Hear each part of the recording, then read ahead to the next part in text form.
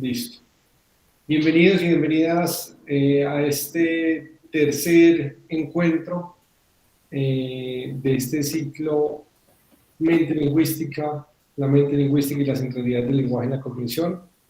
Este es un ciclo que inició el 17 de enero y continuará hasta el 31 de enero, según pueden ver en el afiche que estamos proyectando. Este es un ciclo de charlas entre filosofía y psicología, o filosofía y la psicología, como ustedes quieran, que están siendo dadas o dictadas por David Vanegas Moreno. David es psicólogo de la Universidad de Antioquia y también hizo un máster en psicología en la misma universidad. David hace parte del grupo de investigación, conocimiento, filosofía, ciencia, historia y sociedad, que es el grupo que además organiza este ciclo de charlas. Les damos la bienvenida y a los que van llegando les recordamos, por favor, llenar la lista de asistencia que estamos compartiendo en el chat. David, bienvenido, tienes la palabra. Voy a compartir ya mi pantalla.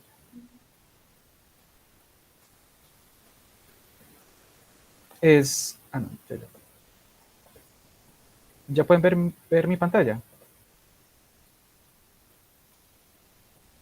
Sí, David, ya cargó. Sí. Sí.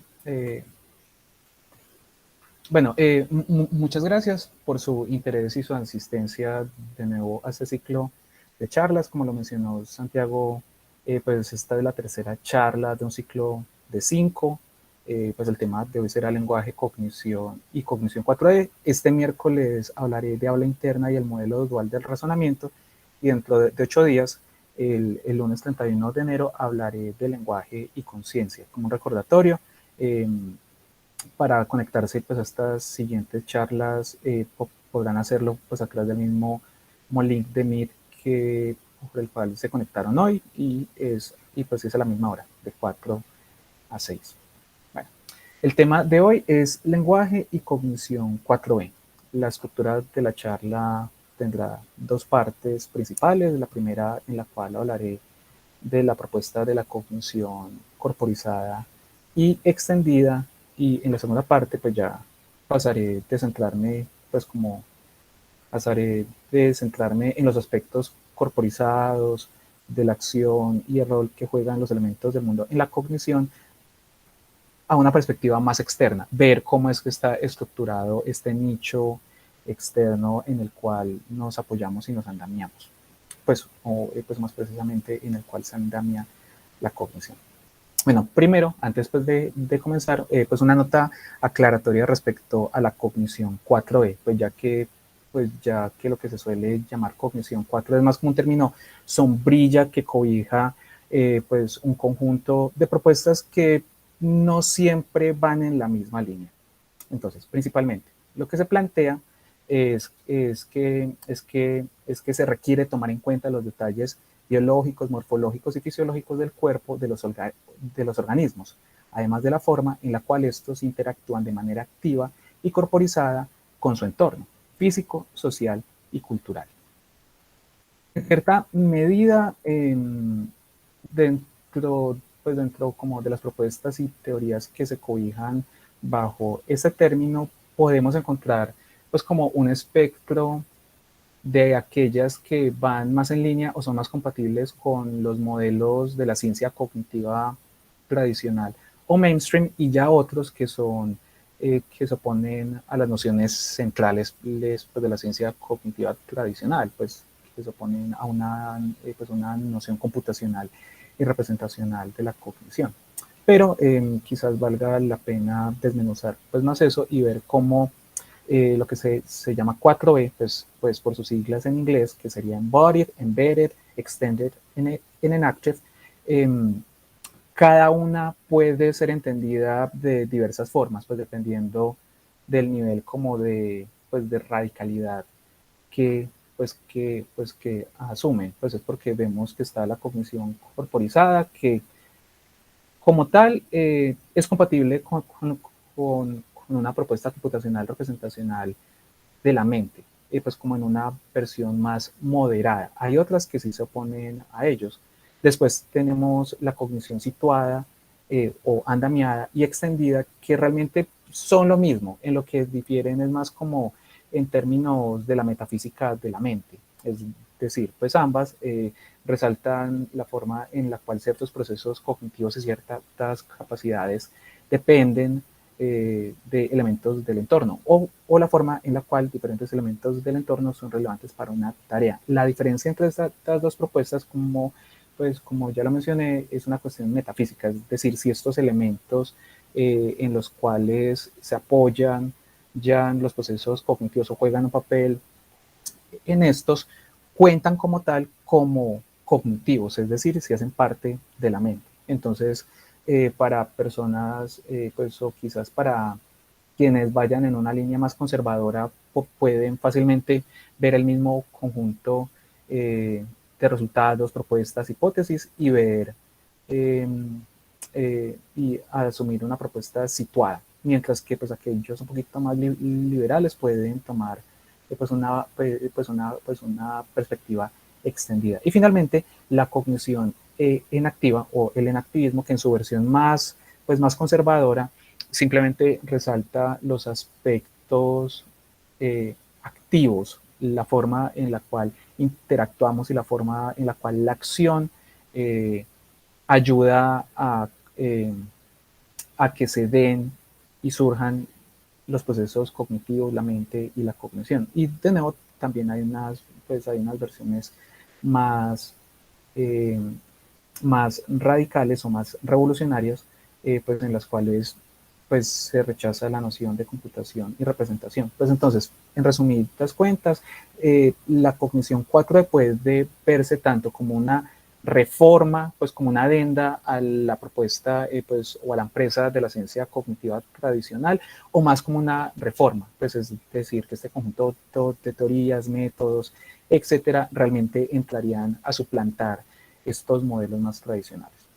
En los modelos más radicales, es decir, los que se oponen más a la noción tradicional, son la cognición corporizada radical, que básicamente es como la versión moderna de la psicología ecológica, el enactivismo radical y el enactivismo autopoyético.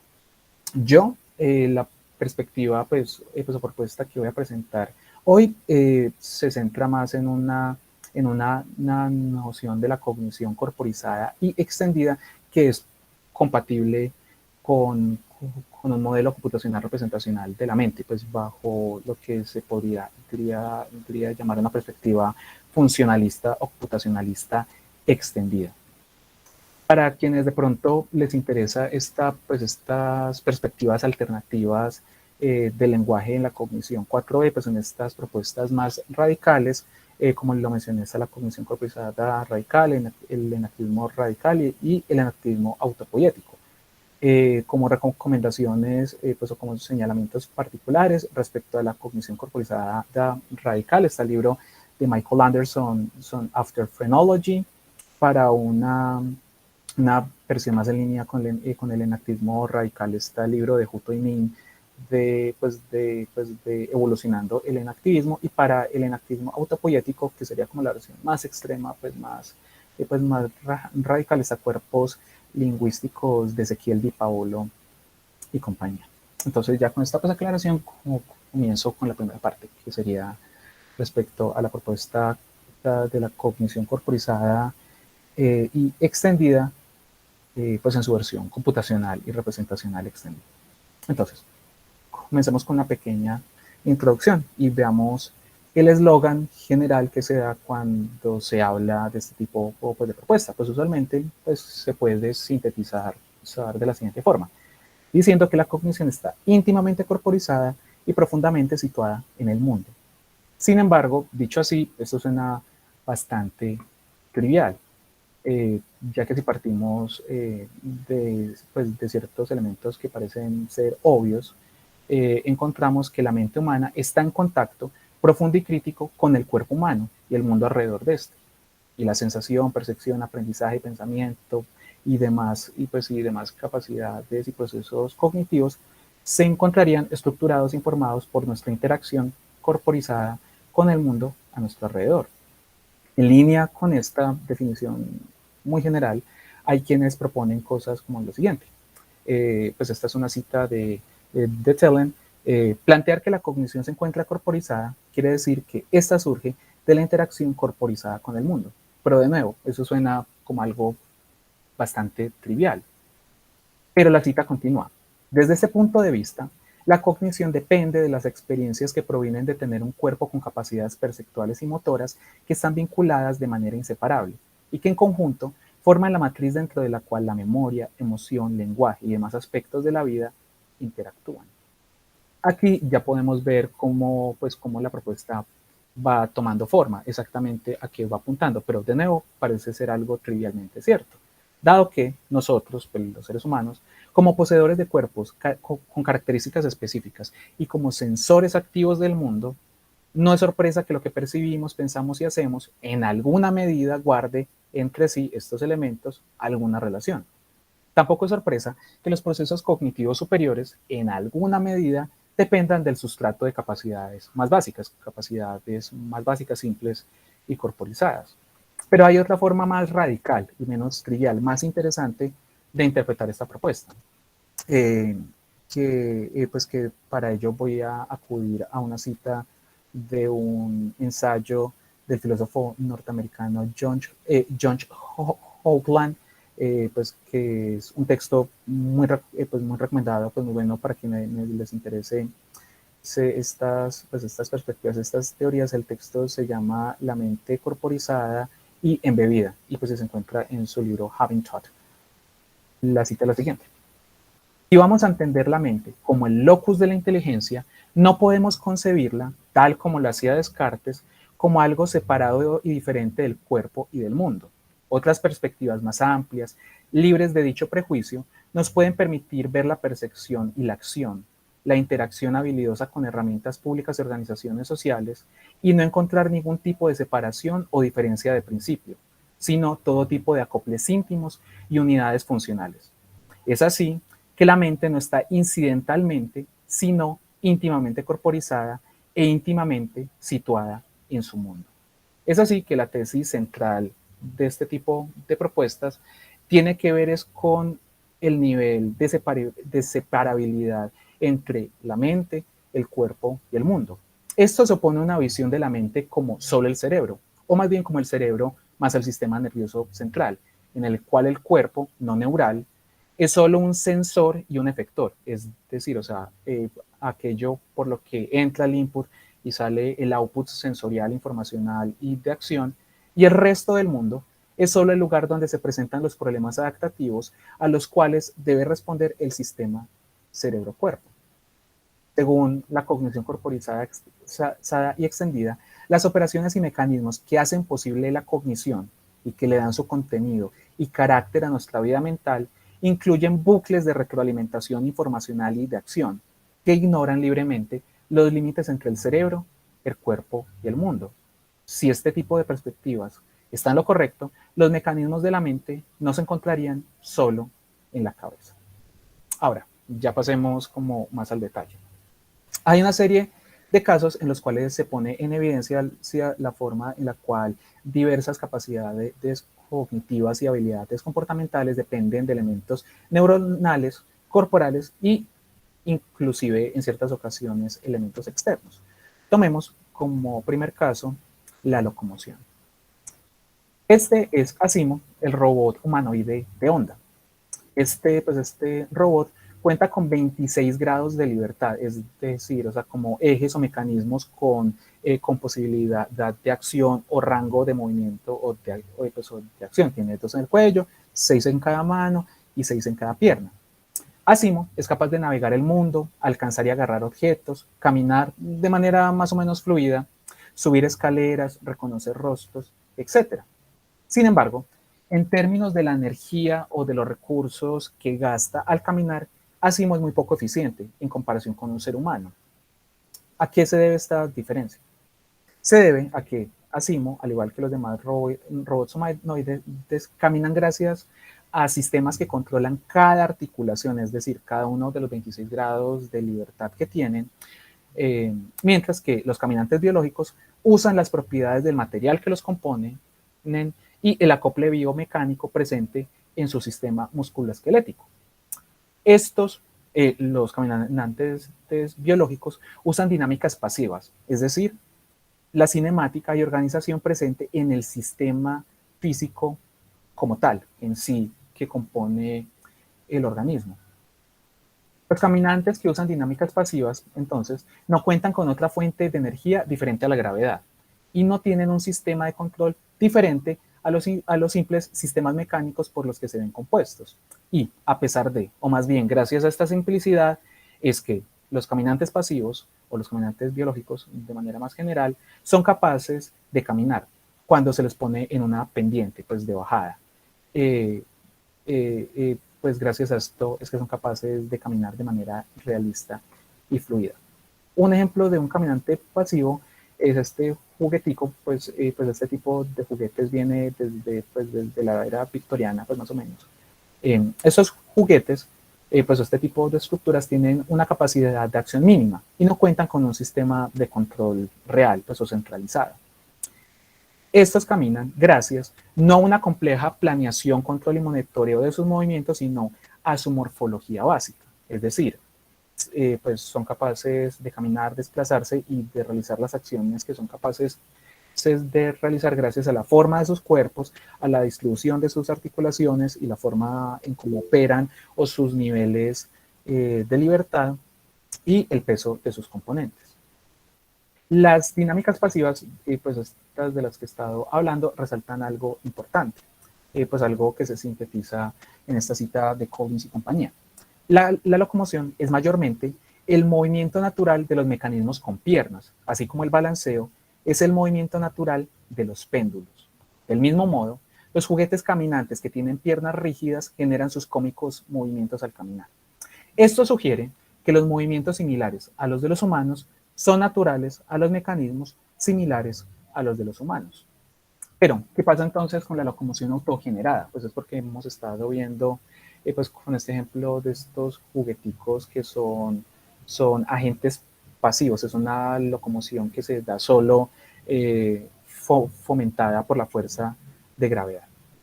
Y ya pues en el caso pues de la locomoción autogenerada, controlada y pues dirigida, lo que pasa es que una vez que el cuerpo, un tipo de cuerpo en particular, cuenta con un tipo adecuado de dinámicas pasivas, la dinámica autogenerada puede surgir de manera remarcablemente elegante, es decir, fluida, de manera adaptativa y eficiente en términos energéticos. No consumiría o no tendría la misma demanda energética que, por ejemplo, ASIMO. Las tareas de movimiento y control se ven reconfiguradas en estos casos de tal modo que la locomoción autogenerada y autodirigida se da al modificar un sistema en el cual las dinámicas pasivas siguen jugando un rol central, es decir, la capacidad de locomoción autogenerada se instanciaría encima de un sistema pues, o de un organismo con una estructura que ya cuenta pues con este tipo de dinámicas pasivas de las que he hablado. Todo esto se subsume bajo la noción de control ecológico. Y un sistema de control ecológico funciona no por medio del control minucioso de cada detalle, sino gracias al explotar o aprovechar los recursos disponibles en el cuerpo o en el ambiente del controlador. En estos casos se da una copla entre diversos elementos, por ejemplo, la morfología del organismo, el sistema motor, el nicho ecológico en el cual está embebido, etc. Lo cual disemina la capacidad para dar respuestas adaptativas eficientes. Es decir, esta capacidad no se da gracias solo a uno de estos elementos, sino a la interacción dinámica y acople entre estos diversos elementos. Aquí los detalles de la corporización son vitales, son muy importantes, dado que estos se encargan de lo que de otro modo se encargarían solo el cerebro o sistema nervioso. Esto es lo que se conoce como computación morfológica, es decir, la realización material o instanciación de estas capacidades y estos procesos se vería descargada o se vería apoyada y realizada por estos elementos físicos y ambientales.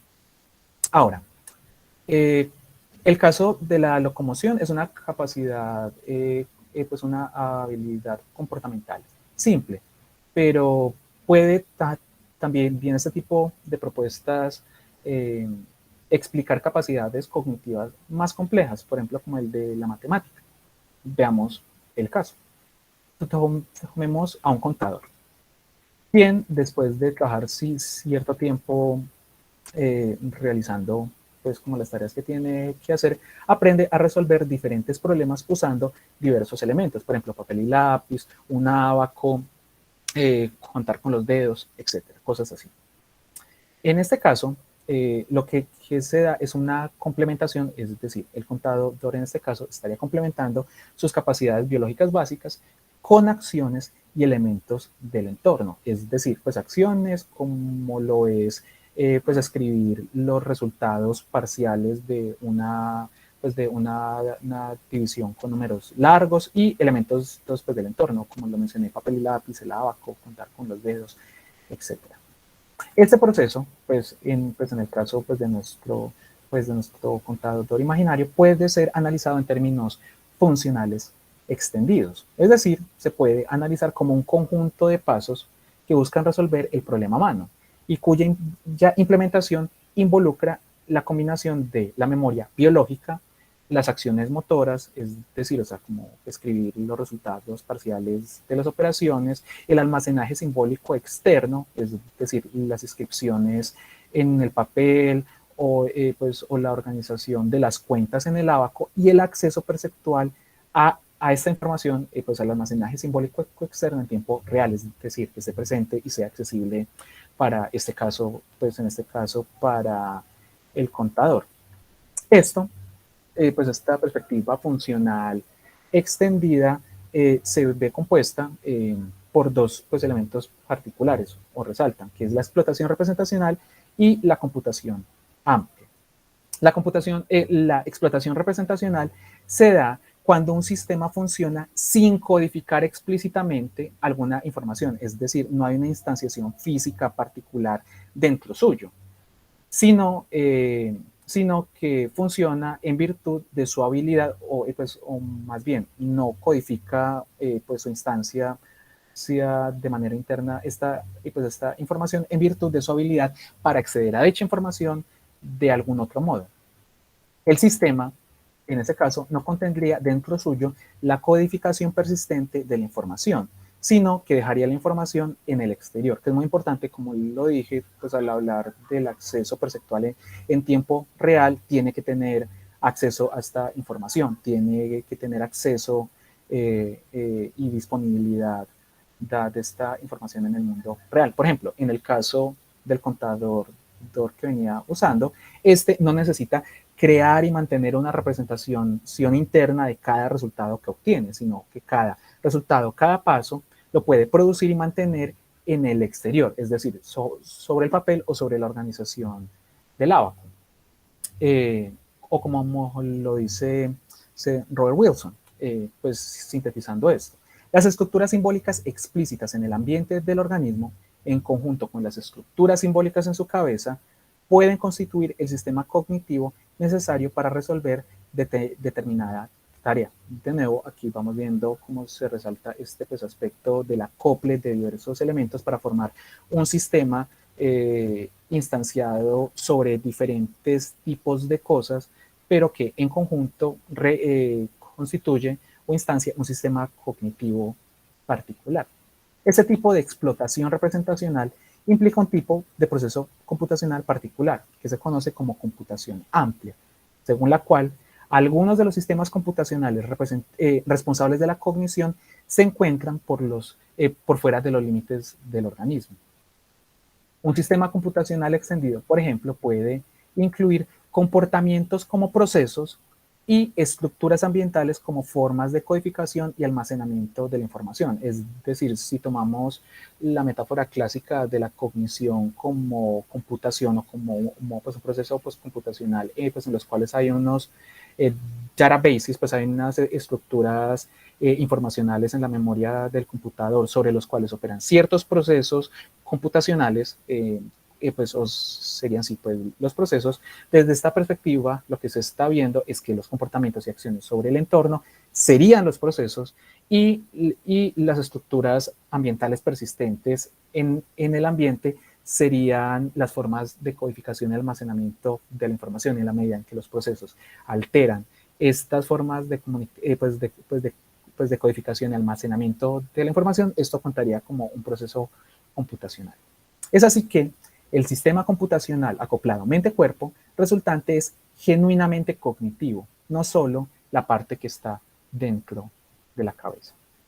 Esta perspectiva rechaza la visión de la cognición como un tipo de sándwich cognitivo, como aquello que ocurre entre la percepción y la acción.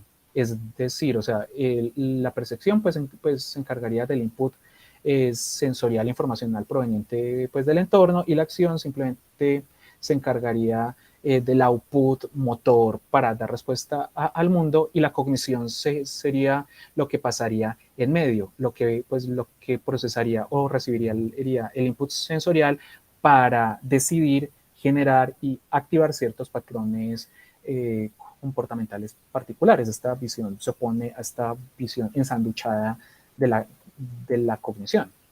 Y en lugar de esto, propone que la cognición depende como tal, está constituida por aspectos comportamentales y ambientales, es decir, los procesos perceptuales y motores y de la acción harían parte pues, del proceso, pues, de la cognición, de los procesos cognitivos como tal. Esta perspectiva, en general, pues de pronto, pues como cerrando pues un poco esta primera parte, nos invita a hacer novedoso lo familiar, a ver con nuevos ojos aquello que nos parece mundano.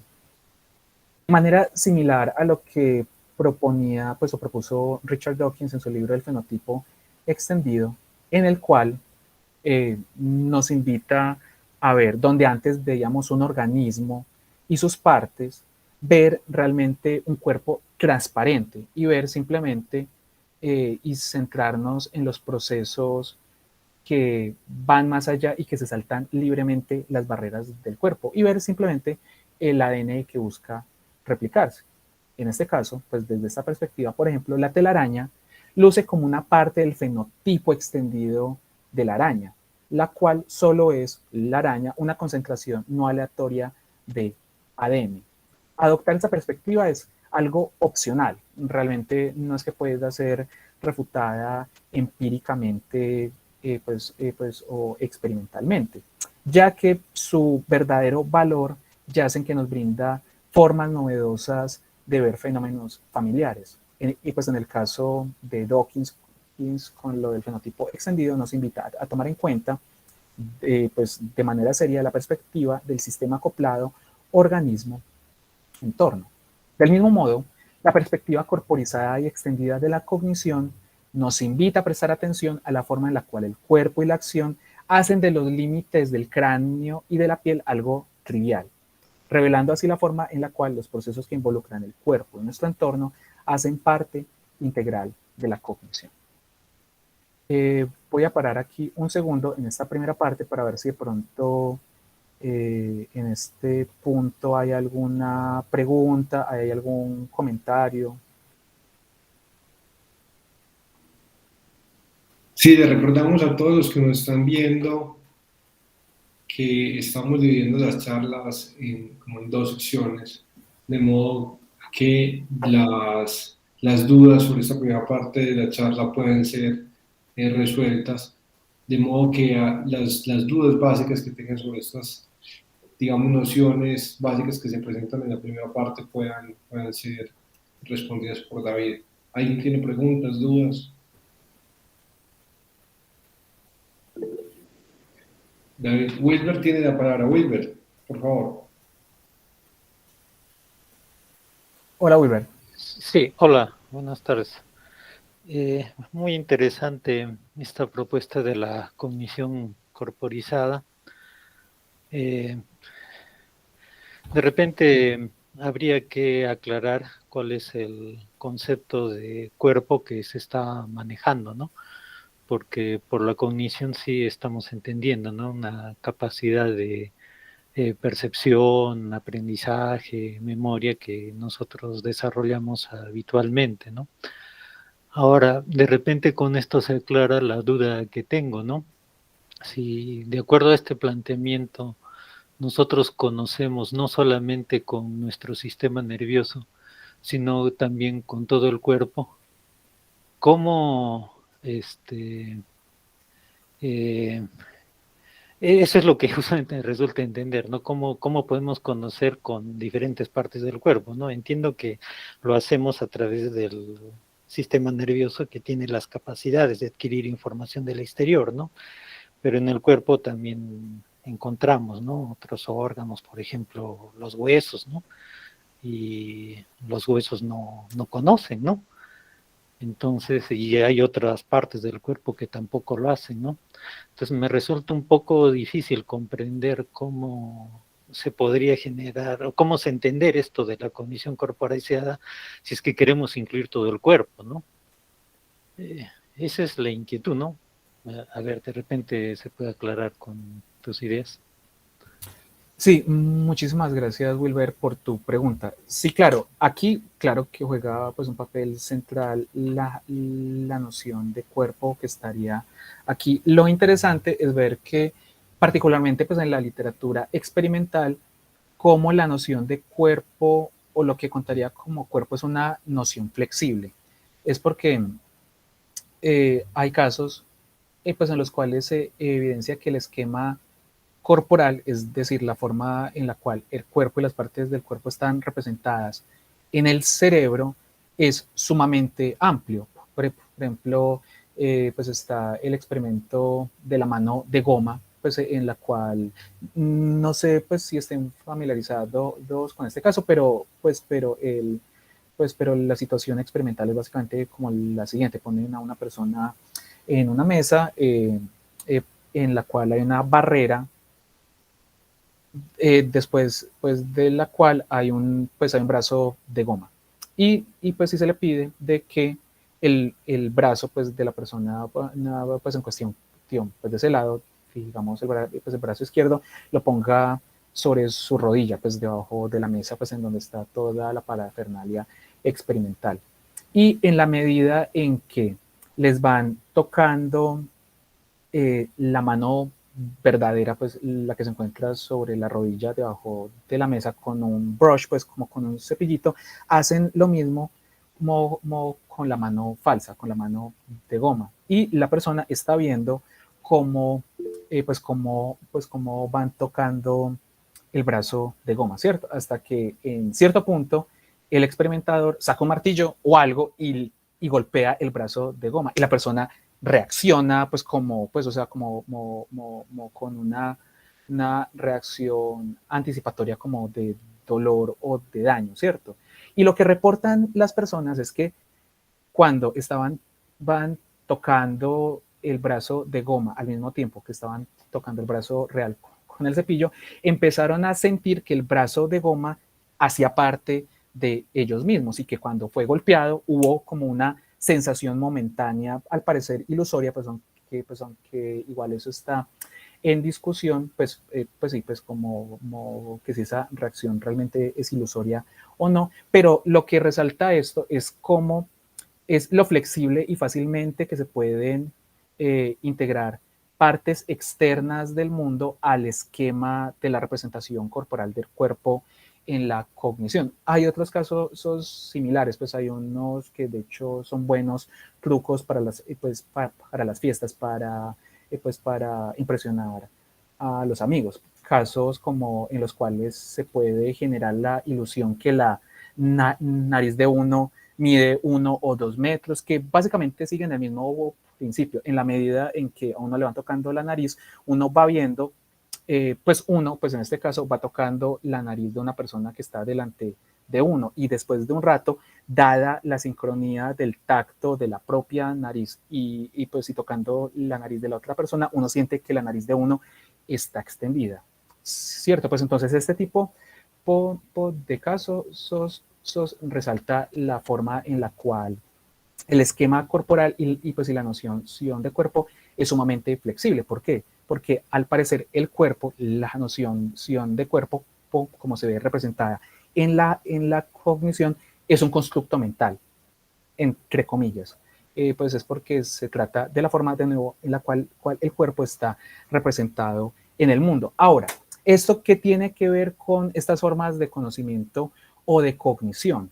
Pues estas formas pues en las cuales el esquema corporal se ve extendido y es flexible. Aquí entra el caso, de nuevo, pues hay una amplia literatura experimental pues al respecto, que sería como el mundo al final del bastón, en el caso de las personas con limitaciones o alteraciones de la visión. En estos casos, lo que reportan estas personas que, por ejemplo, usan un bastón, un cane, para guiarse pues, en el mundo y para caminar, lo que reportan estas personas no es que ellos, pues en la medida en que se van volviendo más hábiles y que el uso habilidoso del bastón para guiarse en el mundo se va volviendo algo natural, una segunda naturaleza para ellos. Ellos dicen percibir, eh, sentir el mundo en la punta del bastón, es decir, o sea, no es que sientan o que estén conscientes o que, pues, o que sea un elemento relevante el uso del bastón, sino que realmente están percibiendo el mundo en la punta del bastón. Esto pues esto es interesante y pues si se remonta al trabajo realizado por, pues, en la fenomenología, que es la noción de la herramienta transparente. Casos en los cuales, por ejemplo, pues un carpintero o un herrero o alguien que use una herramienta, en la medida en que la herramienta haga parte como de un conjunto de habilidades o prácticas que estén dominadas, la herramienta como tal comienza a ser transparente. Es decir, la persona a realizar las acciones no está consciente de ellas, no nota eso, o sea, como que no hace parte pues del proceso cognitivo, sea de percepción o de acción. Ese elemento, sea del cuerpo o sea un elemento externo, es transparente y solo vuelve a hacerse presente frente a la conciencia, pues como lo dirían los fenomenólogos, eh, es cuando se daña. Y de nuevo, volviendo al caso pues, del esquema corporal, vemos casos en los cuales, por ejemplo, hay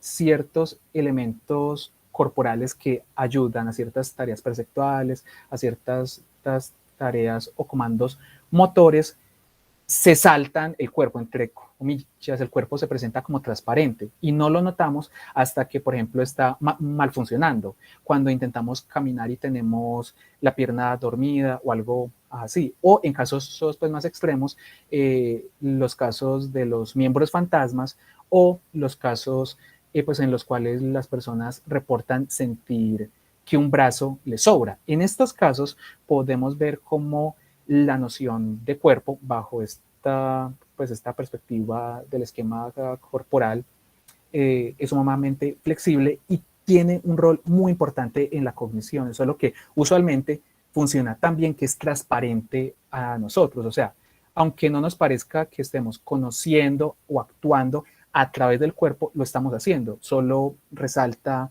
esto cuando se da una malfunción.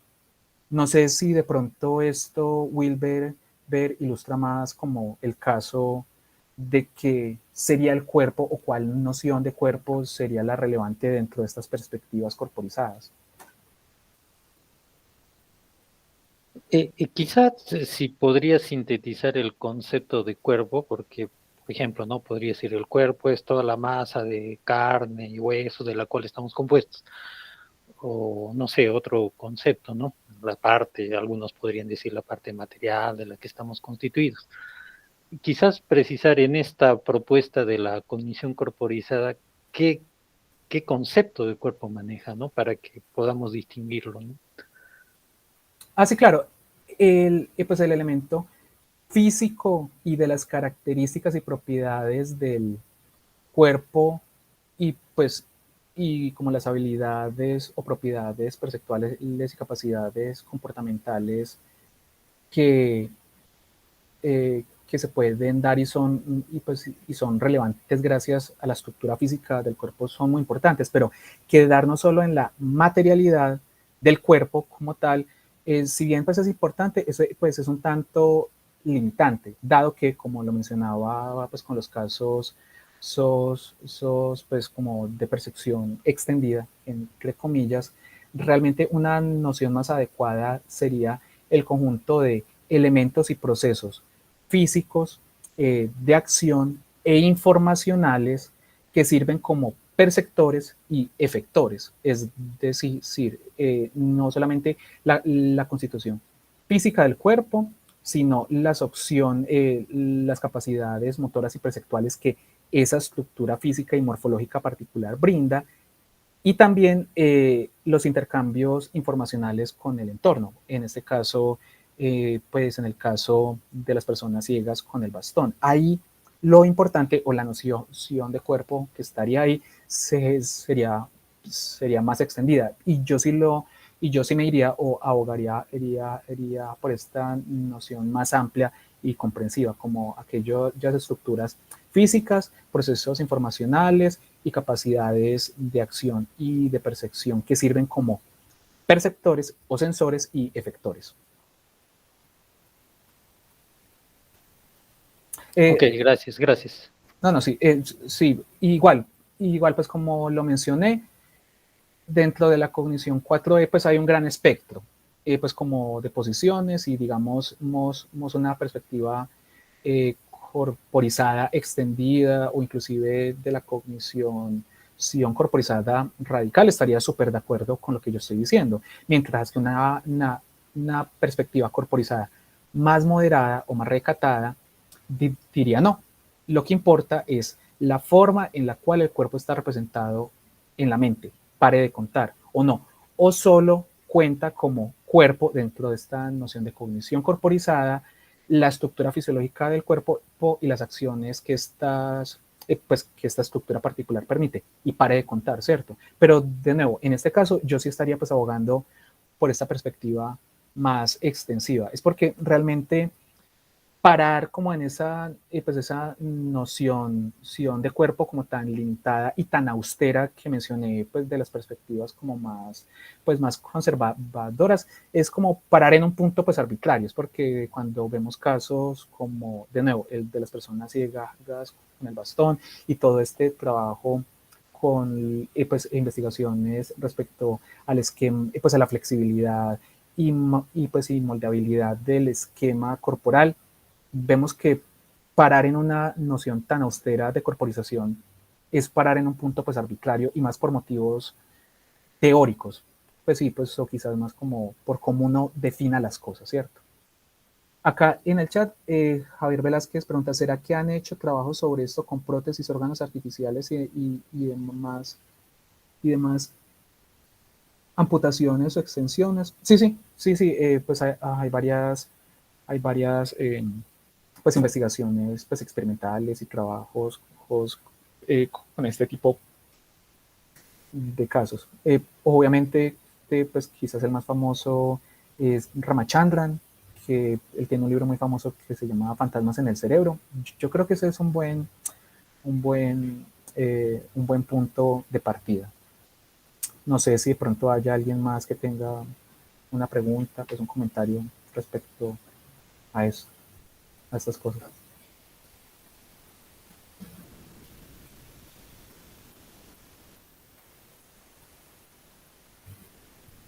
Y veo que acá Sofía compartió pues un videito, pues me imagino yo que sobre esto de lo del dummy hand, pues sí, pues lo de la ilusión pues de la mano de goma. Bueno, si de pronto no hay como más preguntas o comentarios, ¿les parece bien si sigo con la segunda parte? Santiago. Sí, David, claro, continúa. Listo, entonces voy a volver a compartir la pantalla.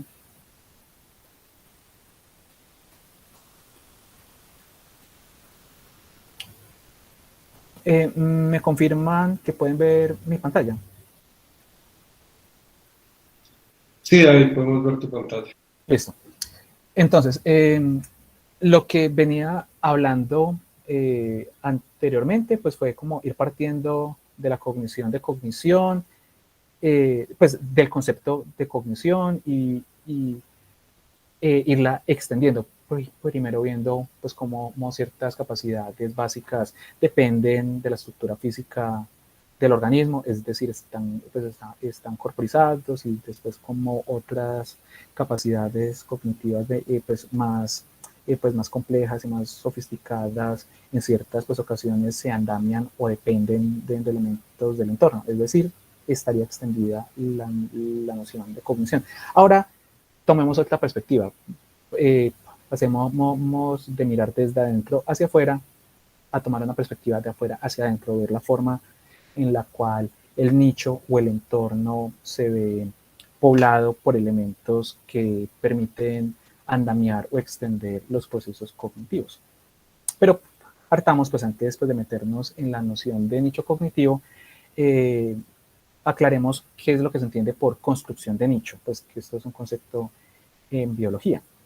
Esta noción refiere a las actividades, elecciones y procesos metabólicos de los organismos, mediante de los cuales estos definen, eligen, modifican y crean parcialmente sus propios nichos. Por ejemplo, en diferentes medidas, los organismos eligen sus propios hábitats o con quienes aparean y también construyen importantes componentes de su entorno local, como lo son los nidos, madrigueras y senderos que utilizan. La construcción de nicho es una importante fuerza en la naturaleza, juega un papel en la evolución pues, y en la ecología muy importante, pues, que si bien hay ciertos como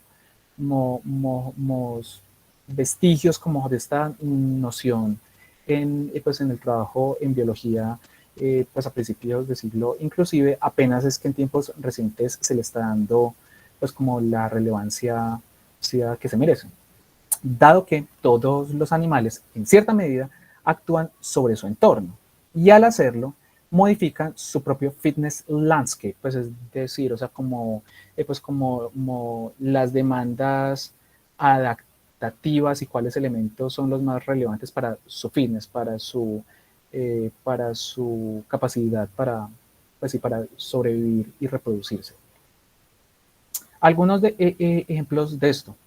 Partamos quizás por el más famoso, que sería el de la araña y su telaraña. En este caso, la presencia de la telaraña modifica las presiones y procesos selectivos dentro del nicho de la araña. Por ejemplo, se abren la posibilidad o cabida a procesos subsecuentes de selección, de formas de camuflaje o comunicación que dependen de la telaraña. Otros casos son cuando los organismos construyen de manera colectiva estructuras que perduran en el tiempo. Pues en el caso de la telaraña, pues este no sería un caso, sino que en este serían estructuras que perduran más allá de la vida de su creador o constructor, como lo es, por ejemplo, el caso del dique de los castores. En este caso, el dique, la presencia del dique, altera las presiones selectivas que operan no solo sobre quienes lo construyeron, es decir, sobre la primera generación, sino también sobre su descendencia. En otras palabras, los progenitores no le heredarían solo sus genes a la descendencia, sino también el nicho que se ha construido. Y ya, en esta segunda instancia, inclusive no es relevante la consanguinidad, pues no es necesario que se compartan genes, sino en un nicho pues, o en un grupo que conviva y que estén en común, el nicho que se ha construido repercute y es relevante para la descendencia de todos, pues se da como una superfamilia o como una categoría más general, ¿cierto? También, pues otro caso es el de la transmisión del conocimiento cultural y las prácticas sociales, resultado del aprendizaje y desarrollo individual, en conjunto con la persistencia física de diferentes elementos, que sería otro caso en el cual se da un bucle de acción, selección, es decir, acción que modifica el entorno y al modificarse el entorno se modifican las demandas adaptativas, lo cual requiere o elicita nuevos tipos de acción o el refinamiento de las acciones que se realizaban anteriormente. Por ejemplo, el caso pues, más famoso sería la domesticación del ganado, en el caso pues, de la especie humana, y los efectos de esta práctica en las características de la población humana. Por ejemplo, la aparición de la mutación, pues, y selección de la mutación que permite la tolerancia a la lactosa. Todo esto fue resultado del bucle de acción y selección, es decir, de la domesticación del ganado, cómo esto repercutió o implementó un nuevo nicho con un conjunto de demandas selectivas particulares, en este caso la tolerancia a la lactosa, y cómo esto fue generando el bucle que en última instancia lo que comenzó como un desarrollo individual o cultural, cultural o colectivo en menor escala, acabó afectando el fenotipo de la especie. Usualmente este tipo de bucles, pues, de los que he estado hablando, y pues con esto de la construcción de nicho, se dan en un tiempo evolutivo más extenso, pues en una escala filogenética de la especie. Pero también hay casos en los cuales este proceso sucede durante la ontogenia de los individuos, es decir, en una escala ontogenética. Este bucle de retroalimentación transforma los procesos de razonamiento individual y cultural, pues, que son los casos como que nos competen en esta charla. Por ejemplo, las prácticas educativas y las estructuras construidas y diseñadas o halladas en el mundo, pero que han comenzado a ser utilizadas de determinada manera y se han visto refinadas y que pasan de generación en generación, alteran los procesos de aprendizaje y razonamiento individual durante la ontogenia. Tomemos, por ejemplo, el caso de un bartender, el cual hereda entre comillas, un conjunto de diferentes tipos de copas y demás parafernalias, sombrillitas, palillitos, lo que sea. Además de un conjunto de prácticas o formas de servir diferentes tragos en diferentes tipos de copas. En la medida en que nuestro bartender se va volviendo más hábil, pues al servir y preparar las bebidas, aprende a alinear, por ejemplo, diferentes tipos de copa en una secuencia lineal, la cual corresponde con la secuencia temporal de las órdenes de los clientes. El problema, entonces, de recordar qué bebida es la que tiene que preparar a continuación, se ve transformada en el problema de identificar los diferentes tipos de copas y asociar cada tipo de copa con un tipo de bebida en particular. Todo esto gracias a un tipo de aprendizaje dado dentro de un nicho preestructurado particular. Y pues en este caso son los diferentes tipos de copa, parafernalia, las formas en las cuales se preparan las bebidas y demás.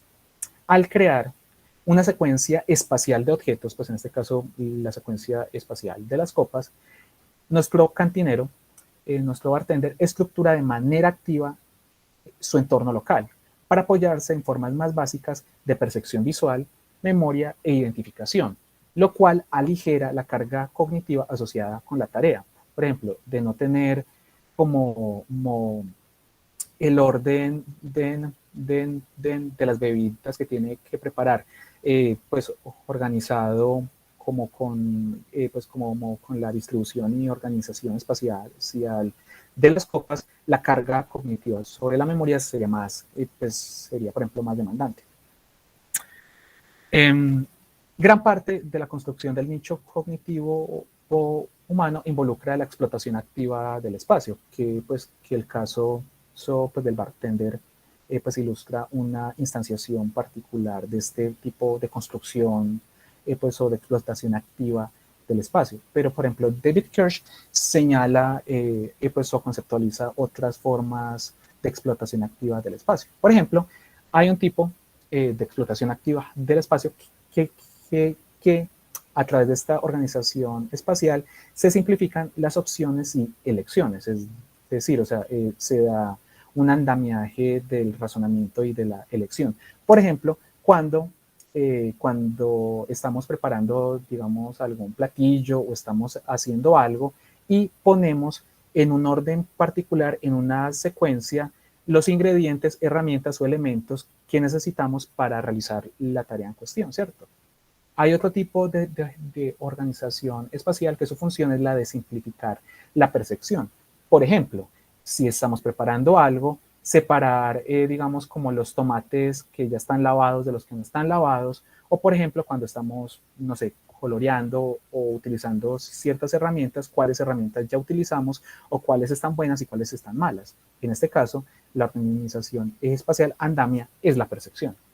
Pero también hay dinámicas espaciales que simplifican la computación interna. Dinámicas espaciales es porque no es tanto una organización espacial estática y fija, pues como sobre la cual nos apoyamos, sino que hay una interacción más dinámica.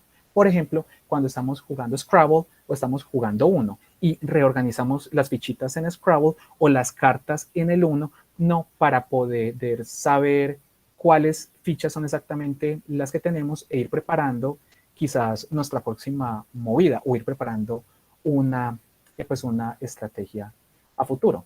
Estos tipos de organizaciones espaciales, en general, a lo que ayudan o la función que cumplen es reducir la complejidad descriptiva del entorno. Es decir, el espacio físico, en estos casos, se usa como un recurso para agrupar los ítems en clases o categorías equivalentes. Por ejemplo, cuáles son las cosas que tengo que hacer a continuación, cuáles son los ingredientes que están lavados, que están listos, qué es lo que ya he utilizado, qué es lo que cae dentro de la categoría tuyo y mío cuando estamos repartiéndonos el botín de alguna fechoría, no sé.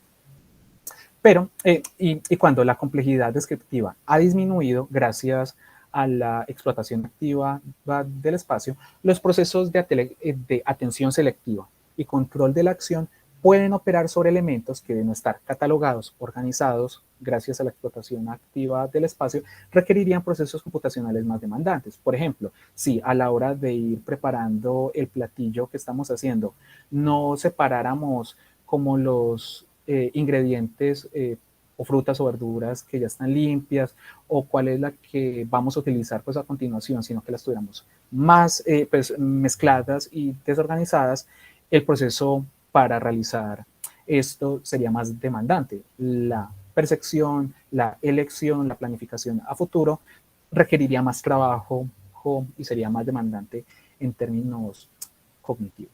Ahora, del mismo modo en que aprovechamos o explotamos activamente el espacio, también explotamos de manera activa los recursos lingüísticos propios pues, del lenguaje natural humano de nuestra especie. En este caso, el lenguaje humano, particularmente las palabras, sirven pues, o también permiten disminuir la complejidad descriptiva del entorno. Es decir, el uso cognitivo del espacio y las palabras es sumamente similar. Es decir, mientras la organización espacial permite canalizar la percepción y la acción por medio de una equivalencia funcional o perceptual de las categorías, pues es decir, como su agrupación pues en el espacio, las palabras ayudan a dirigir los recursos atencionales hacia los ítems dentro de las categorías creadas, es decir, o sea, como con base en las etiquetas lingüísticas que les asignamos a los diferentes elementos. El uso de las palabras, como lo dije antes, como etiquetas lingüísticas sirve como un tipo de realidad aumentada que nos permite imponer y proyectar nuevas agrupaciones y estructuras en la escena perceptual percibida. Incluso manipular y organizar estructuras o elementos que no podríamos mover realmente, y todo sin tener que hacer ningún esfuerzo físico. Un ejemplo de esto, o dos, es como, por ejemplo, catalogar o prestar atención a las esquinas de la mesa sobre la cual está pues, mi computador en este momento. Puedo asignar una característica o asignar una esquina a una categoría y puedo hacerlo sin tener que mover físicamente una esquina y la otra, ¿no? O sea, pues hay cosas que no podemos manipular físicamente. O pues como pues como extendiendo pues un poquito esta metáfora de las etiquetas lingüísticas como realidad pues aumentada, es como pues en línea con un ejemplo que yo he usado en algunas de las sesiones pasadas, estamos todos reunidos y yo sin tener que moverlos o agruparlos, puedo decir, ah, bueno, estas personas son de filosofía, estas son de psicología, estas son de antropología, estas son de letras y filología, no sé, todo esto me permite crear supracategorías como imponer y proyectar estructuras y agrupaciones sin tener que mover físicamente los elementos. Ahora, volviendo ahora como más en términos de la escala evolutiva y pues, y la repercusión que tiene adoptar ese tipo de perspectivas respecto a la construcción del nicho cognitivo, resalta o tomar esta perspectiva es importante para poder entender uno de los aspectos más distintivos de la especie humana, dado que uno de los elementos más distintivos de nuestra especie es nuestro rol como ingenieros ecológicos, es decir, como generadores activos de nuestro nicho cognitivo, dado que diseñamos, construimos y modificamos nuestro hábitat, el cual puede ser modificado por generaciones posteriores. Y como hemos visto, particularmente en el caso del nicho cognitivo, algunas de las modificaciones al entorno epistémico afectan las estructuras informacionales y las oportunidades disponibles para futuras generaciones. De este modo, la construcción de nicho de manera general y de nicho cognitivo de manera más particular es un mecanismo de herencia adicional, el cual interactúa con el mecanismo de herencia genética. Esto es lo que se conoce como el modelo dual de herencia, que por ejemplo ha desarrollado Tomasello, Joseph Henrich y Kevin Laland. Esto implica, pues aunque este punto es algo ya más especulativo, pero pues igual hay buenos argumentos y motivos para suponer que quizás esto es en cierta medida plausible.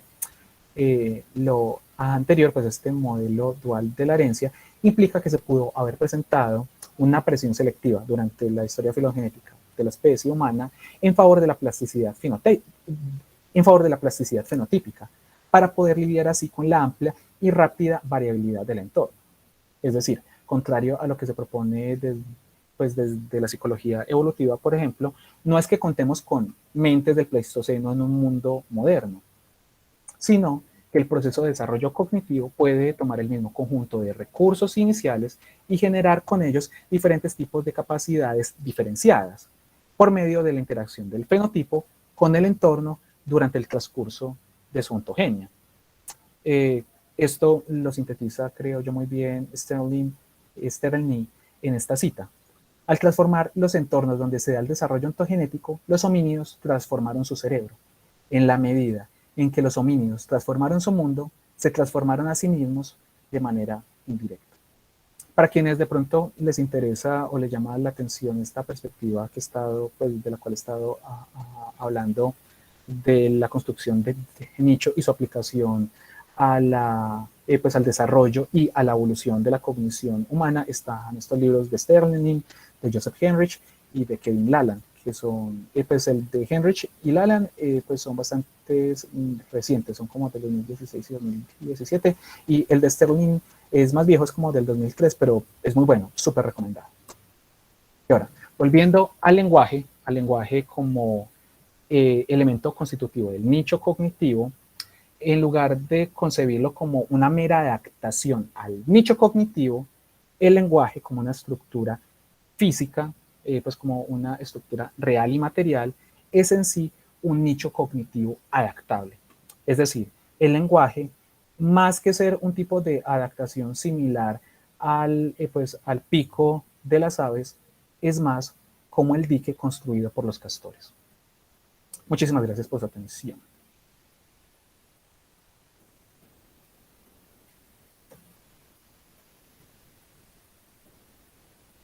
No sé, si de pronto hay como dudas, preguntas o comentarios o refutaciones, como lo que acabo de decir. Sí, tenemos tiempo para preguntas, comentarios y incluso para abrir una conversación. ¿Qué más, David? Sí, yo por acá tengo una pregunta. Alejandro, creo que te escuchamos muy pasito. Sí, sí. Bueno, ¿me escuchan mejor? Habla un Vamos, poquito más duro, Sí, Alejo. espera, yo me coloco los audífonos Ya, y... ya se escucha mejor igual. ya, ya. Ya Bueno, sí, no, mi ya. pregunta es respecto si el lenguaje es un requisito fundamental para la existencia de un nicho cognitivo. Es decir, los primates no tienen un lenguaje desarrollado, pero sí tienen un cierto tipo de nicho o convivencia con otro tipo de especies. ¿Y cuál es la diferencia entre el nicho cognitivo que tienen, por decir, los humanos, al que pueden desarrollar los primates, como los bonobos o los chimpancés? ¿O cuál sería la diferencia fundamental, más allá del lenguaje, pues, que pueden tener estos tipos de especies? Eh, Hola Alejo, muchas gracias por tu pregunta. Claro, pues hay ahí pues un elemento, pues una pregunta fundamental, tal que sería que sí, y pues el lenguaje es un requisito, pues un elemento necesario para la creación de un nicho. De nuevo, habría que especificar como si estamos hablando de nicho en términos, y pues en términos generales o en términos de un nicho cognitivo. En términos de, pues, de la noción de construcción de nicho, no es necesario, es porque como lo dije, citando pues el paper de Lalan y compañía, la construcción de nichos se entiende pues en términos de las acciones, elecciones y modificaciones del organismo al entorno. Entonces, en ese caso, no sería necesario. Particularmente en el nicho cognitivo, es decir, en la forma de un cúmulo cultural, el lenguaje no es un prerequisito. No es un prerequisito para que se dé un nicho cognitivo de manera general. Es porque, bueno, aquí pues una aclaración, claro, todo también dependerá de la forma en cómo entendamos cultura. Pues o sea, si vamos a tomar una noción muy demandante que se base, pues o sea, como que partamos de nuestro, pues del tipo de cultura presente en nuestra especie, y derivemos de ahí una definición, lo más probable es que no, pues es que las demás especies animales no van a contar como poseedoras de, pues, de cultura o de una herencia cultural. Pero si lo ponemos en términos más amplios, sí podemos ver casos, ejemplo, como los distintos tipos y tipos diferenciables y particulares, ejemplo, de cantos que se dan en grupos pues, de los cetáceos, pues, de los grandes cetáceos, pues, de las ballenas, de los delfines, o inclusive el uso de diferentes herramientas por parte de diferentes grupos de chimpancés. Por ejemplo, que uno ve que los grupos de chimpancés que habitan zonas pues en los cuales la geología del entorno permite que haya abundancia de cierto tipo de rocas fuertes y firmes, ahí uno puede ver cómo es más probable que los grupos de chimpancés que habitan ese tipo de entornos pues, o de nichos desarrollen, pues usen piedras como, pues, como un tipo de martillo, ¿cierto? Mientras que hay otros grupos de chimpancés que viven pues en terrenos más húmedos y no hay presencia de tantas piedras con características que que permitan ser utilizadas como martillos, sino que en estos casos vemos, por ejemplo, cómo en estos grupos de chimpancés usan pues el famoso caso del palillito para pescar hormigas y termitas, pues es que cogen un palito, lo humectan con la saliva y lo meten por la entrada del termitero o del hormiguero y lo usan para pescar pues entre comillas o para obtener diferentes tipos pues sí, de insectos para comer. Ahí vemos, por ejemplo, cómo estas variaciones comportamentales, ejemplo, el uso del martillo, pues el uso pues como lo de la pesca de insectos, pues en los chimpancés, los distintos tipos de cantos en los cetáceos, diferentes tipos también de cantos en las aves, no correspondería a algo que se explique por la herencia biológica o genética tradicional, sino a un segundo tipo pues, de sistema de herencia, que sería un tipo de herencia cultural. De nuevo, yo sí creo que rinde frutos y pues sí es bastante útil partir cuando vamos a tomar una perspectiva comparada de la cognición, partir de una definición, una noción más amplia, ya que se adecua a la noción de la continuidad o variabilidad de diferentes tipos de capacidades o habilidades. Es porque creo yo, honestamente, que todas estas instancias contarían como formas de cultura, de herencia cultural. El punto es que hay unas más complejas, hay otras más sofisticadas, hay unas más ricas, hay otras que son más simples, hay otras que son mucho más que varían más rápidamente que otras. Y también interesante, pues de manera pues muy interesante, es la forma en la cual se da un tipo de diseño. Por ejemplo, en el caso de los chimpancés con el uso de rocas, no es que ellos fabriquen o pulan, pues en la mayoría pues, de los grupos, el tipo de piedras que usan, sino que simplemente las hallan y las siguen utilizando. O inclusive cuando no se les rompe y dura pues en el tiempo, su descendencia puede heredar esas herramientas, pero una vez que digamos una piedra pues en particular una varita se rompe, no hay mucha pues evidencia que apoye como la hipótesis que es que los chimpancés construyen herramientas, ¿cierto? Pues aunque igual pues hay ciertos casos o cierta pues evidencia tentativa, pero el consenso es más eso, ¿cierto? Mientras que ya pues en el caso del lenguaje humano vemos que si la acumulación, es decir, la cantidad de información dentro del cúmulo o del acervo cultural es mucho más rico, la variabilidad es más grande y más rápida, también se da pues una gran medida, pues aunque no todos los casos, de un tipo de diseño inteligente, pero en minúsculas, es decir, diseño inteligente, diseño y construcción por parte nuestra de diversos elementos. Ahora, ¿cuál es el papel que juega ahí el lenguaje? Creo yo que el papel principal que jugaría el lenguaje en la construcción del nicho cognitivo humano, que pues que ya como lo dije, no sería el único nicho cognitivo y no sería la única forma de cultura animal, pero que sí creo yo que marca la diferencia, es lo que llama Michael Tomasello y compañía el efecto trinquete, es decir, la codificación de la información de ciertas prácticas, de ciertos dominios, pues, en una forma lingüística,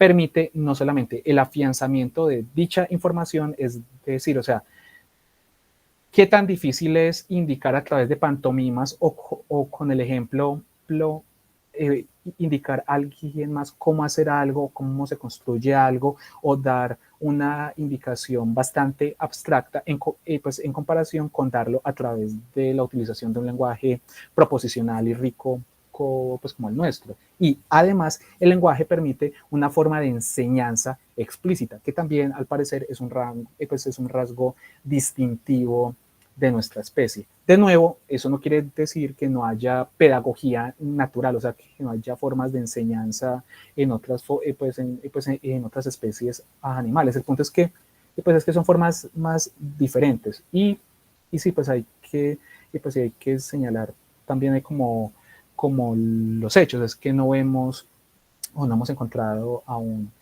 tipos de enseñanza explícita de cómo pues de un efecto trinquete y demás en otras especies. Pues entonces creo yo que esa sería como la diferencia entre nuestro nicho cognitivo o pues la forma en que construimos nuestros nichos en términos generales y como lo hacen otras especies y el papel distintivo que jugaría el lenguaje en ello. Aquí en las preguntas, Jaén Palariarias Paulín pregunta, ¿qué nos puedes mencionar sobre el dominio o agarre óptimo sobre algún nicho particular que se relacione con conductas y o comportamientos colectivos o grupales en cuanto a la cognición se refiere?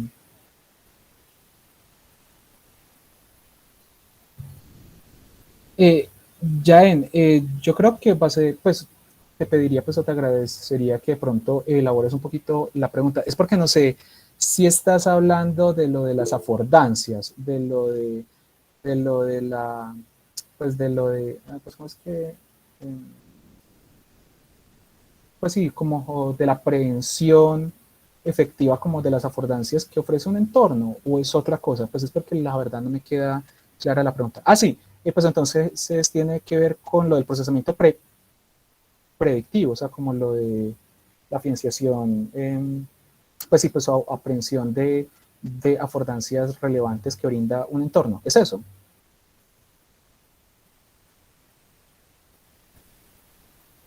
Sí es eso, Jaén. Hola.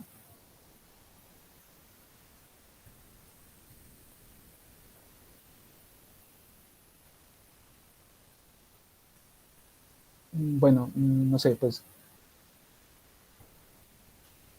Ah, bueno, entonces sí tiene que ver con eso. Bueno, ¿cuál sería entonces la relación entre la construcción de nicho y la forma en que comportamientos grupales eh, modifican el entorno y la forma en cual ese entorno brinda ciertas posibilidades de acción para los organismos particulares? Sí, pues ahí uno ve pues, un proceso dialéctico bastante bonito. Claro, es porque no es solamente un individuo, pues un individuo es muy difícil, pues prácticamente pues imposible que modifique o que repercuta en el nicho de tal forma que afecte todo el landscape, pues como todo el panorama o el nicho que afecta a toda la especie. Es una acción grupal y colectiva, es cierto. Y al modificarse el entorno, se estarían modificando las afordancias. Pues para no pues, utilizar un término técnico, se modificarían a través de la acción conjunta o colectiva de la especie sobre el entorno, se modificarían las oportunidades de acción o en general las demandas selectivas que operarían sobre un individuo en particular. Ejemplo, si la modificación del nicho de manera colectiva brinda, o permite y posibilita la aparición de ciertos elementos los que pueden ser aprovechados por el individuo. Ahí veríamos la forma en la cual un comportamiento colectivo estaría eh, influyendo de manera más o menos indirecta sobre la forma en la cual un individuo particular de una generación posterior eh, manifestaría ciertas capacidades o no, o cómo esta nueva demanda del entorno iría guiando el proceso de aprendizaje o moldeamiento de las conductas de los individuos particulares, o inclusive, pues eso pues en términos son todos genéticos, o filogenéticos, como esa nueva presión selectiva, oportunidad de acción puede ir guiando la aparición o el facilitamiento de ciertas proclividades comportamentales o tendencias a la acción. Creo yo que, pues, que esa podría ser una respuesta que señale la forma en la cual pues esos dos elementos están sumamente relacionados. Santiago, ¿ibas a decir algo? Sí, David. No, de hecho, tenía una pregunta relacionada con la pregunta anterior y pues con tu respuesta anterior, y por eso pues de hecho quería hacerte de ajusto en el momento en que terminaste de responder. La pregunta tiene que ver o sea, en la respuesta que diste, hablaste obviamente de uso de herramientas, hablaste del uso de herramientas y cómo muchos animales usan herramientas para lograr ciertos fines, sea alimentarse, bueno, en particular alimentarse. Y bueno, hablaste de que el tema de la fabricación versus uso de herramientas, que es un tema interesante, que igual pues valdría la pena discutirlo también a la luz de los experimentos con cuerpos. Pero Sí. dejando de lado, digamos que tu charla y esa respuesta que diste me hizo pensar en algo, digamos, más preciso. Y es que toda la teoría de la mente extendida y sus variantes, ¿cierto? Reposa en la idea de que lo que hacemos cognitivamente es usar herramientas cognitivas para llevar a cabo ciertos fines cognitivos. Y pues en parte, por ejemplo, el uso de libros para soportar la memoria o el uso de libros para pues, tener un repositorio de conocimiento colectivo. Entonces yo me preguntaba, y también en parte con la pregunta que te hicieron anteriormente, digamos, ¿cuál sería tu posición o cómo entenderías vos el hecho de que al menos en principio parece que los animales no usan herramientas cognitivas? O si en tu opinión crees que hay alguna evidencia para ello, y si eso habla respecto de la necesidad o no del lenguaje para el uso de herramientas cognitivas y el uso digamos, para la 4E, ¿cierto? La relación entre 4E y lenguaje, que yo creo que es muy escuchado.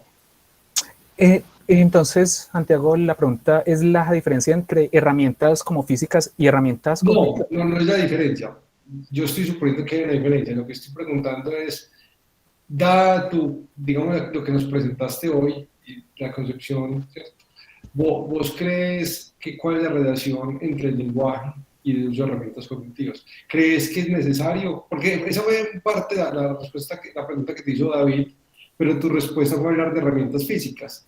Y yo creo que en el caso de herramientas cognitivas está un caso muy interesante porque pues, no hay tanta evidencia de que los animales puedan hacer herramientas cognitivas. De hecho, pues, nuestro amigo Sebastián Mejía ha trabajado al respecto, pero tiene unos casos que son bastante polémicos. Y entonces, claro, la pregunta es, ¿habrá uso de herramientas cognitivas? Y, por ejemplo, una respuesta podría decir, no hay uso de herramientas cognitivas y probablemente, digamos, esa podría ser tu posición, no lo hay porque no hay un lenguaje. En ese caso, el lenguaje sería una necesidad, una condición necesaria para el uso de herramientas cognitivas, pero esa es la pregunta que te estoy haciendo. Si crees que no hay un uso de herramientas cognitivas porque no hay un lenguaje.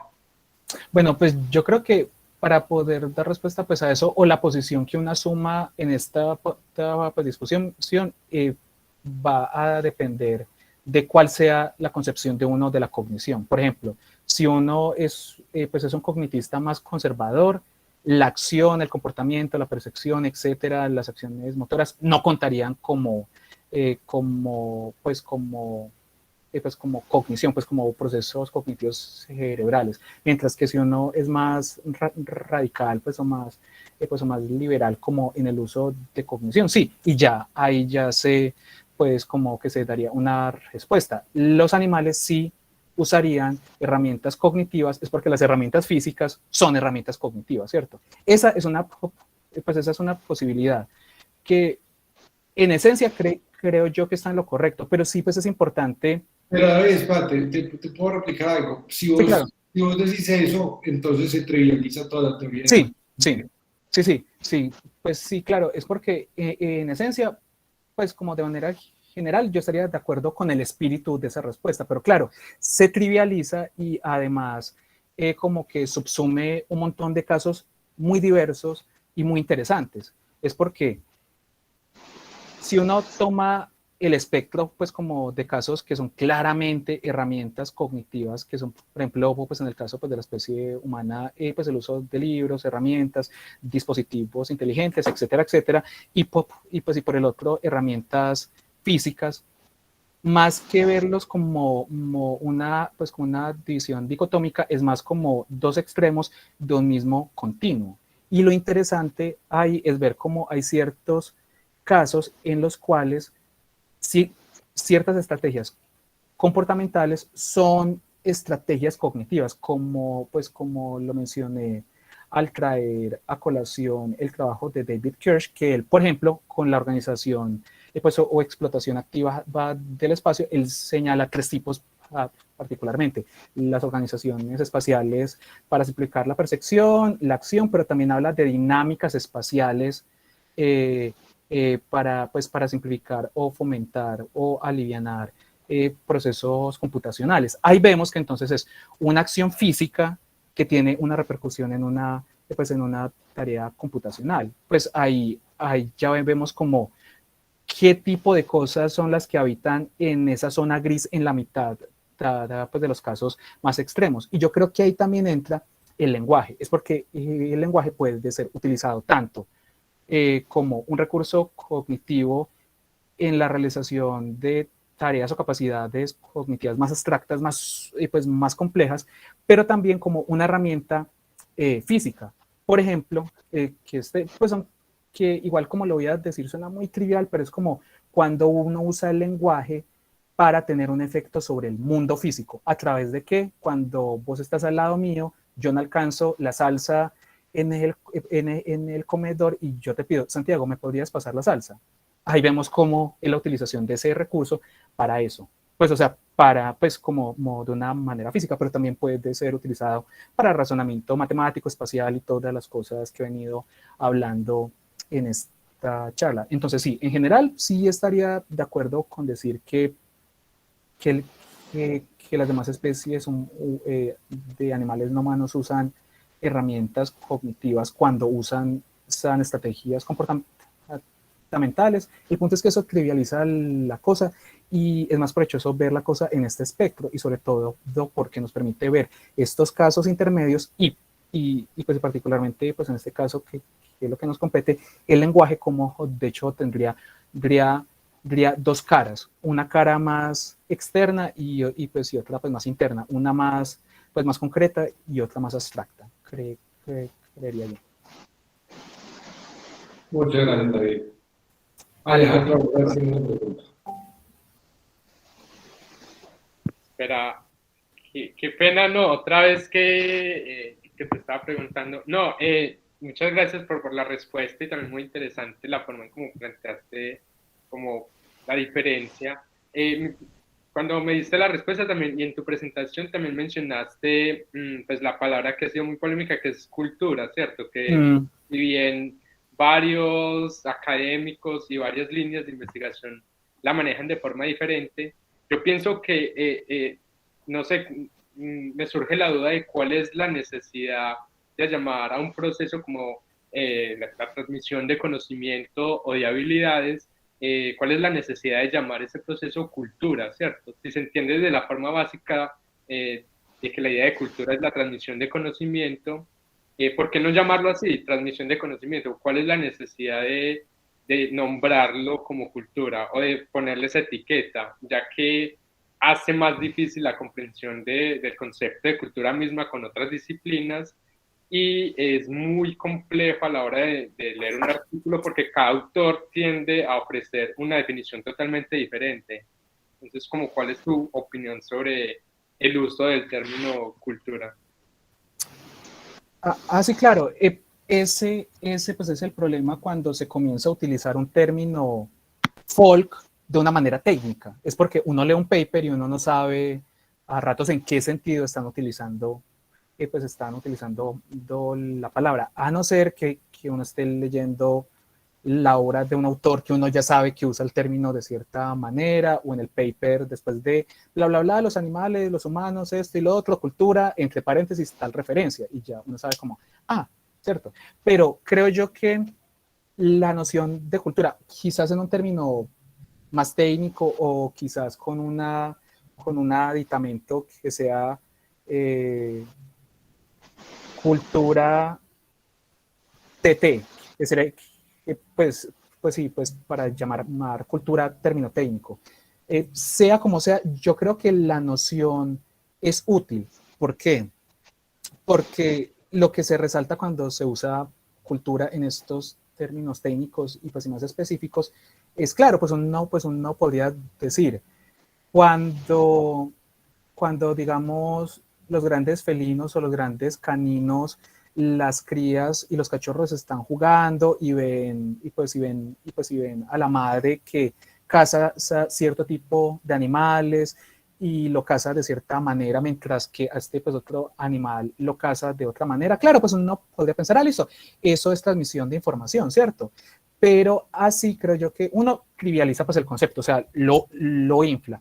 y dos, no está resaltando o no va al punto de lo que realmente es lo que estamos pues os intenta explicar cuando se señala lo de la cultura, que es no es solamente la transmisión de información, es la transmisión de información y cúmulo de la información transgeneracional. Entonces, ya, claro, de nuevo, siempre, pues como siempre lo diré, es muy importante tomar pues una perspectiva gradualista. Claro, podremos partir desde instancias muy simples, transmisión de información, cúmulo simple, sin enseñanza o pedagogía explícita, etcétera, etcétera. Pero hay otros casos pues, en los cuales el cúmulo es transgeneracional, la cantidad de información es mucho más amplia, hay un cúmulo, hay un proceso de enseñanza y pedagogía particular que se facilita a través de un medio particular o está instanciado en un medio particular que es el lenguaje, ¿cierto? Y no solo eso, es que la cultura y lo de la transmisión de información, particularmente como con estos comportamientos simples que vemos pues en las estrategias de caza de muchos animales, sí hay muchos casos en que estos comportamientos que aunque la cría vea pues a su progenitora realizarlos, se ha encontrado que las crías aún removiendo o cuando crecen en cautiverio, igual realizan esos comportamientos. Entonces, no sería una cuestión de transmisión o aprendizaje vicario cultural, sino una cuestión de herencia biológica. Entonces, lo interesante son esos casos pues en los cuales sí hemos encontrado que no es herencia biológica, sino que es una transmisión de información por otro sistema de herencia.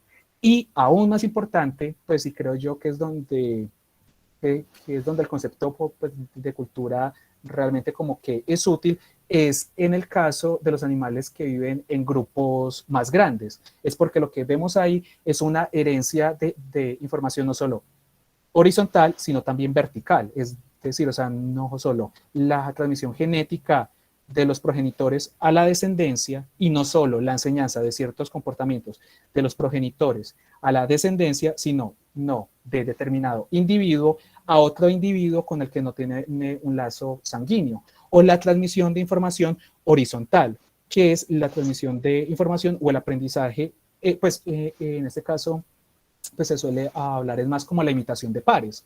En esos casos, ahí yo creo que sí es donde resalta y se hace pues necesario usar la noción de cultura.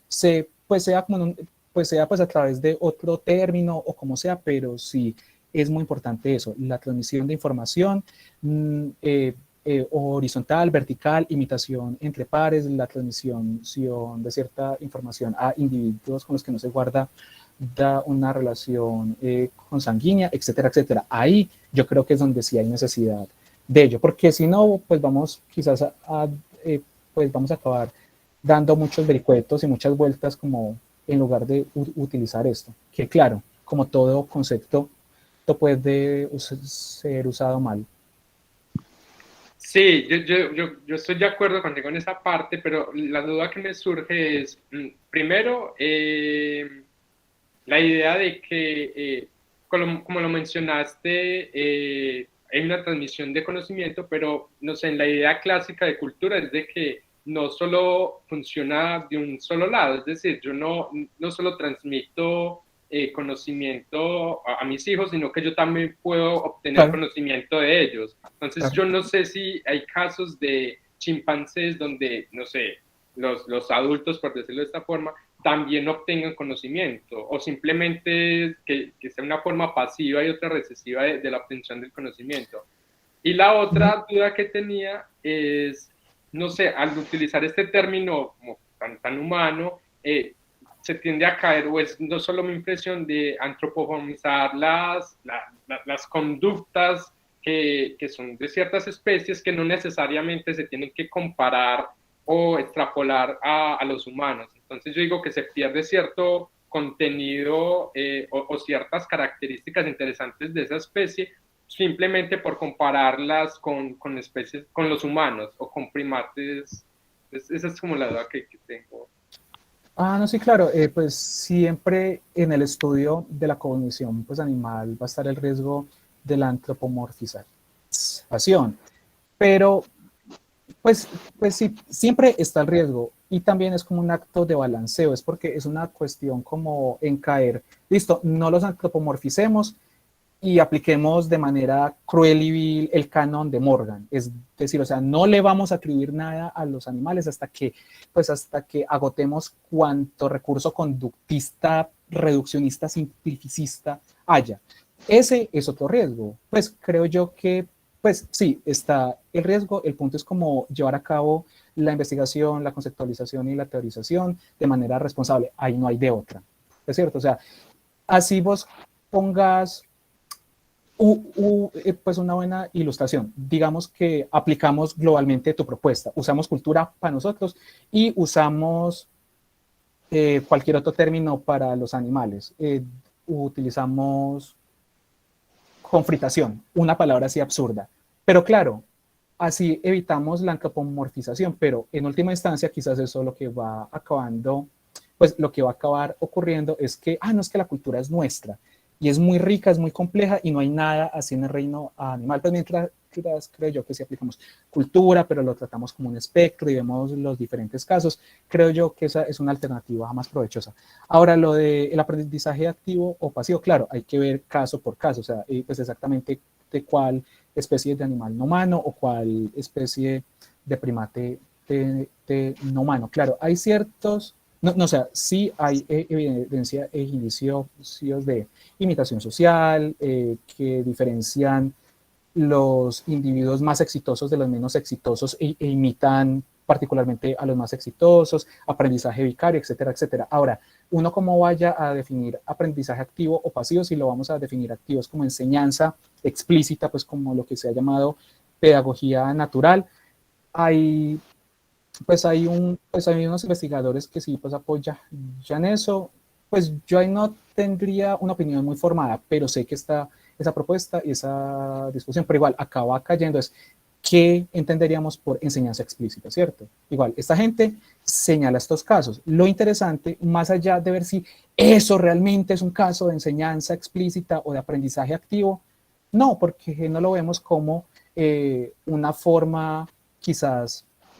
Así fue en algún momento el tipo de enseñanza y aprendizaje de nuestra especie en un pasado evolutivo. Creo yo que también es una cosa de perspectiva, de cómo ver las cosas. Y por último, lo que mencionabas de lo de el aprendizaje en doble vía, de pues no solo de que la descendencia aprenda de sus progenitores, sino viceversa. Habría que ver es como en cada caso, en cada especie y particularmente en el ciclo de vida de cada especie. En muchas especies animales, los progenitores no alcanzan a ver a sus crías o a su descendencia en una forma adulta. Por ejemplo, está el caso de los pulpos. Los pulpos que son animales muy inteligentes, etcétera, etcétera, pero ponen sus huevos y se mueren. Pues entonces, pues en ese caso, ¿por qué no se da el aprendizaje en doble vía? Pues es porque los abuelitos no son para siempre. Es cierto, pues entonces ahí es más como una vicisitud como de la forma de reproducción y de la longevidad de las especies. Muchísimas gracias. O sea que para terminar ya, la cultura, por decirlo así, o esa transmisión de conocimiento ocurriría con las crías, por decirlo así. O sea, porque muchas de esas especies no se mantienen o cuando ya alcanzan una edad, pues tienden a alejarse del grupo o a crear sus propias manadas. Entonces, decir de que la cultura simplemente ocurre en esa primera fase o en el espectro de esa transmisión varía la transmisión de información, o cómo lo dirías tú.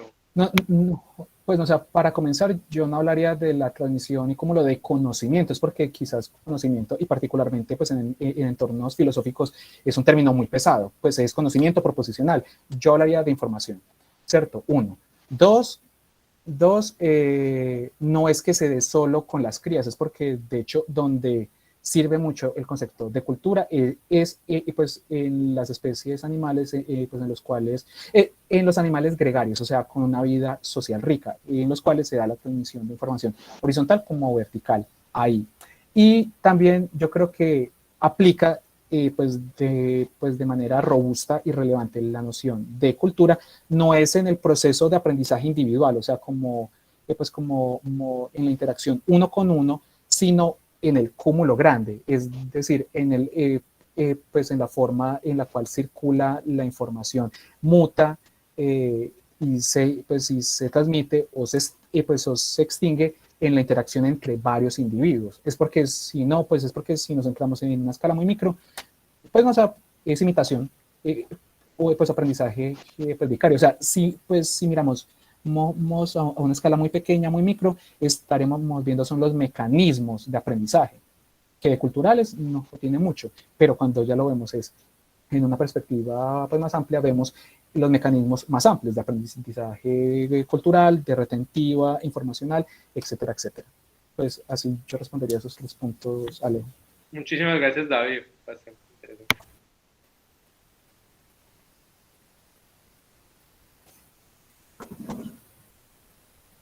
No sé si de pronto queda alguna otra pregunta o comentario, o si así les parece que estuvo bueno.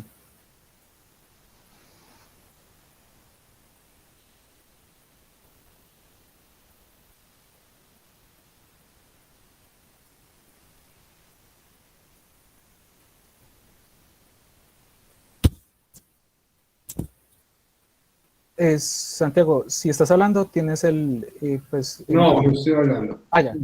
Estaba poniendo de afiche Ya. Para recordarles a todos que están conectados que faltan aún 2 charlas, una el 26 y otra el 31.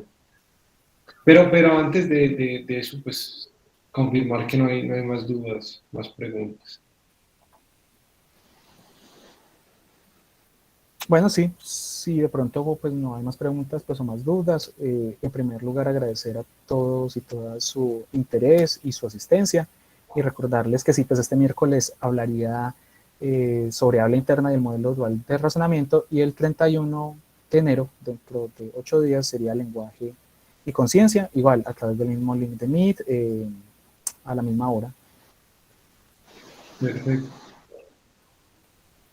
Les agradecemos a todos y todas las que se conectaron y los esperamos el próximo 26 de enero, mismo link, misma hora.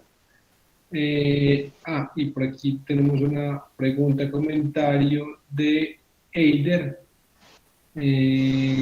Sí, la grabación de esta charla y de la anterior se encontrarán en el blog del grupo de investigación que organiza este evento. Ya les voy a compartir. Entonces, en este blog, en este link podrán encontrar pues toda la información sobre el grupo y en la sección de videos podrán encontrar los videos, el anterior y el de hoy. Desafortunadamente el primero, el 17 de enero, no lo pudimos grabar por cuestiones técnicas, pero ya el del 19 y este lo podrán encontrar en este blog. Así pues, les agradecemos mucho su asistencia y nos vemos el próximo miércoles 26 de enero. Que estén muy bien, una feliz tarde. David, muchas gracias.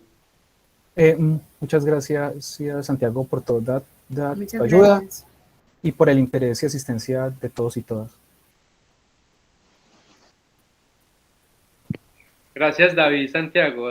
Nos vemos el miércoles. Gracias, Alejandro. Qué bien que te conectas a pesar de la hora. Sí, ya acá me quedó la tarde, pero no acabamos. Está bastante interesante.